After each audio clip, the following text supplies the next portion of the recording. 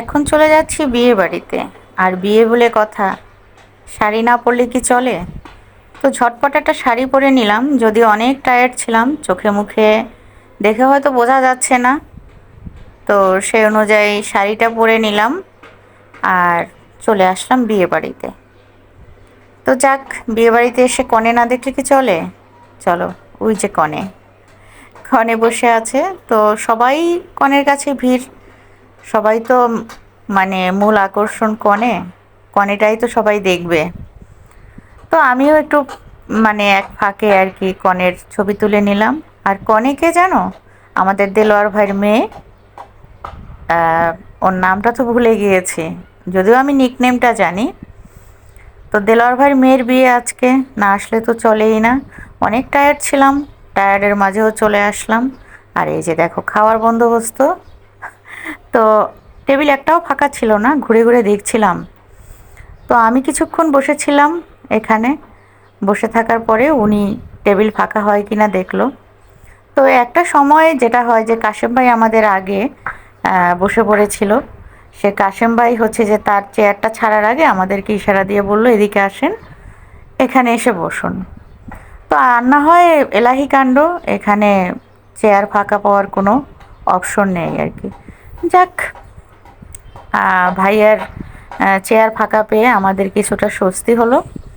চলে গেলাম সেখানে, শুরু হয়ে যাবে একটু পরেই খাওয়া দাওয়া আর কি। তো যাই হোক, আমি কোনো কাজ খুঁজে পাচ্ছিলাম না, এখানে নিজেকে দেখছিলাম আর সবাইকে দেখছিলাম।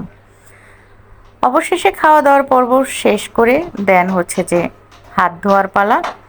হাত ধুয়ে নিলাম, এখন হাত কিন্তু ধুয়ে দিচ্ছে। আর হাত ধুলে কিন্তু মাস্ট টিপস কিন্তু অবশ্যই আছে। তো এজন্যই হয়তো আগেভাগে আমাদেরকে টার্গেট করে নিয়েছিল। তো উনি খাওয়া দাওয়া করে আমাদের দুজনারই হাত ধুয়ে দিয়েছিল। আমি তো আর আমারটা মানে শেয়ার করতে পারিনি, ওনারটা শেয়ার করলাম। যাক, খাওয়া দাওয়ার পর্ব শেষ, টিস্যুও দিল হাত মোছার জন্যে। তো এখন তো ওনাদের কাঙ্ক্ষিত পর্ব, সেটা হচ্ছে হ্যাঁ টিপসের পর্ব। তো আমার হাজব্যান্ড খাওয়া দাওয়া করে এখন আর কি টিপসের জন্যে তৈরি হচ্ছে আর কি। তো টিপস কত কি দিল সেটা আর নাই বা বললাম। তো আমাদের দুজনার ব্যাগ, কারণ সবই একটু বড় নোট ছিল, ছোট নোট ছিল না। তো আমার দুজনের ব্যাগ হাতিয়ে দেন হচ্ছে যে, ওর ব্যাগ আর আমার ব্যাগ হাতিয়ে দেন হচ্ছে যে টিপসটা দিয়ে দিলাম, যা হলো তাই দিয়ে দিলাম।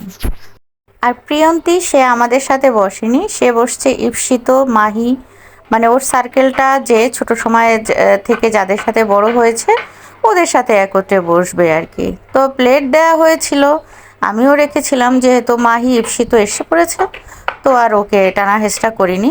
আর তাকে ভিডিওতেও আনা যায়নি, কারণ এখন তো অনেক ফ্যান ফলোয়ার্স হয়ে গেছে প্রিয়ন্তীর।